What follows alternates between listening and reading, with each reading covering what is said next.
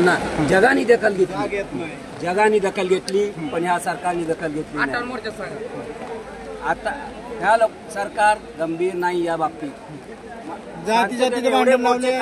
जगाने दखल घेतली, कुठेही काही गालबोट लागलेलं नाही, तरी यांना एवढा मोठा समाज आमच्या स्वतःच्या घरातला आम्हाला मागावं लागतंय, आमचं स्वतःचं आरक्षण। आज देशाला 79 वर्ष होत आहेत, किती 79?